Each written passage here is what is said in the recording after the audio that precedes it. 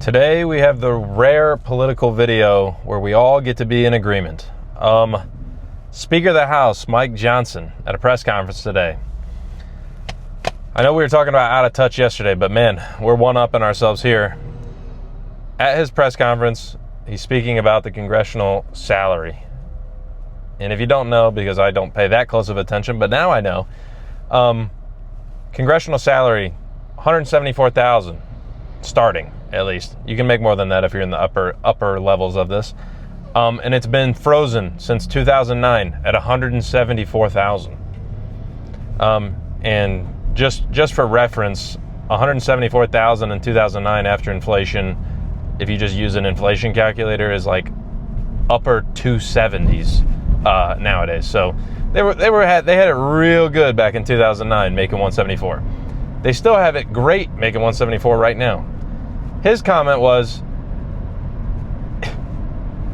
174 isn't enough. We need to basically pay congressional members more than that. And if we're not going to pay them more than that, then they need to be able to trade stocks to feed their families.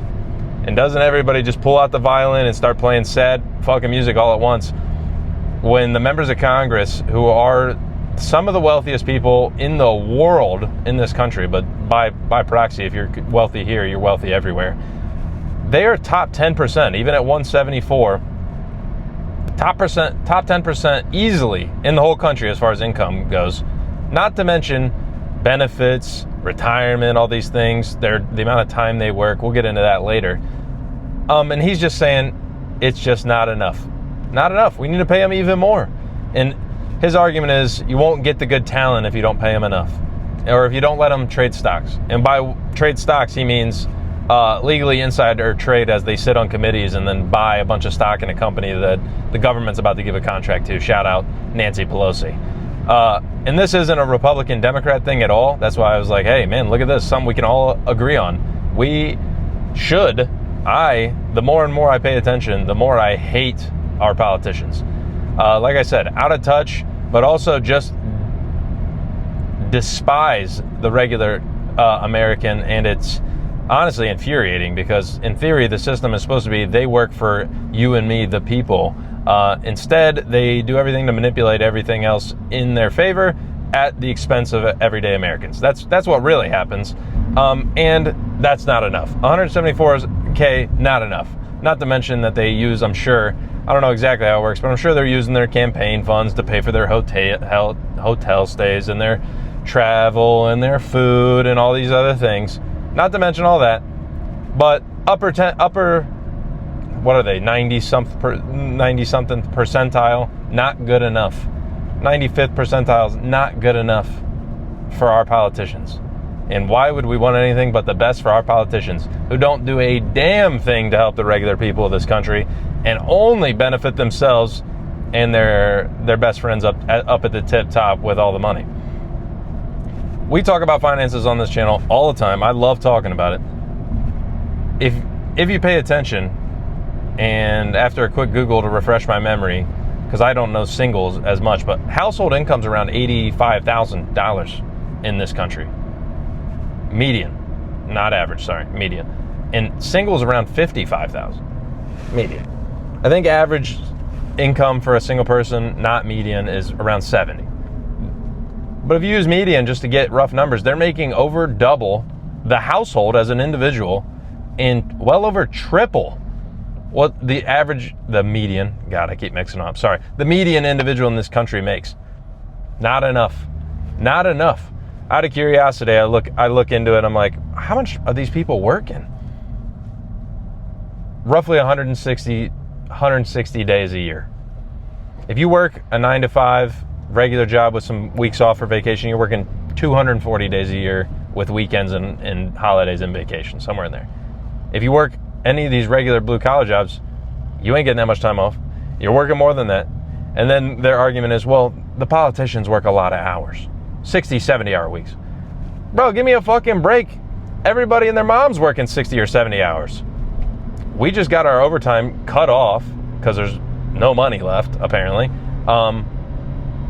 All throughout my first couple years of my career, 50, 60 hours plus an hour of drive time on either end, like pretty normal. People who work trades jobs, 60, 70 hours, construction, 70 hours. It happens all the time. This isn't special. Not to mention, I work an office job. Tell me to work 60 hours and pay me overtime. Yeah, there's salary. I don't give a... I'm sitting at a computer. Shit's not hard. It's just not. So I won't buy this, oh, they work a lot of hours. Job doesn't stop. Good. You're making $174,000. It better not stop. You better get your ass to work. It's insane. And they're just completely uncoupled from reality with this shit. Don't stop our insider trading or we're just not going to be able to do this job anymore. Yeah, no shit, man. Multiple of these politicians are like making their $200,000 a year and are worth tens of millions of dollars somehow a couple years later. Yeah, great. Outperforming the market by insane margins, 50, 100% returns. It's not everybody, but plenty of them are doing it in a way that's unusual, that it's definitely like, yeah, what do? You sit on the committee where we're going to buy a big chunk of Intel, and what did you happen to do? Buy a bunch of options on Intel right before the announcement? Oh, I wonder where that came from. Yeah, of course. Anybody else does that. Any regular person does that, and you inside trade like that, prison. You're getting fined, you're going to prison, they'll take the money, they do everything they can, they'll throw the book at you. Now, if you're in Congress, though, free pass, baby. The thing that bothered me the most, honestly, and I'll insert the clip at the beginning of the video, too, so everybody can just watch what he says. They can't feed their families. Regular Americans can't feed their families. All the people that are on government assistance because they only make $30,000 a year because they can't find a good job, they might work their ass off and they're on government assistance to feed their kids. Somehow they're making it work on 30, 40 grand, 20 grand, 10, $15,000 with benefits. Can't make it on 174, huh? Can't make it. What do you want paid? 500 grand a year? And you want to keep your stock trading? It's like, honestly, I don't really have an issue with the stock trading. The thing is, we live in a digital age at this point, like this shit where they have like a 45-day reporting period or a month. No, the next day. The stocks need to be available the next day. You're trading them online. Everything's through the computer nowadays. It's all automated and online. Make a portal. Every stock trade, if you're in the United States government, has to go through the portal as an elected official, and it's up the next day. End of business to the next day. Fair's fair. Let everybody follow the trades if that's how it's going to work. Otherwise, I'm getting to the point where it's just like, ban it. They're not allowed to trade stocks. I don't give a fuck. Yeah, I hope you can't feed your family off 174, man. If you can't feed your family off 174, you're a bum anyways. You don't deserve to be in any sort of leadership position. I don't give a shit if you're elected or not. Get them the fuck out of here. And the more and more they keep saying stuff like this, where it's like,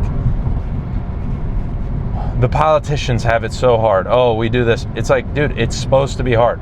You're a public servant. That's the whole point. You are supposed to be sacrificing for the public good, not the public sacrificing for your rich ass, okay? This stuff is infuriating. I hope you agree with me.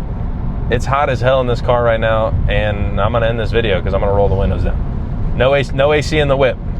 I wish I made 174. Maybe I could fix the fucking AC in the car. Who knows? I don't know. I'll catch you guys tomorrow.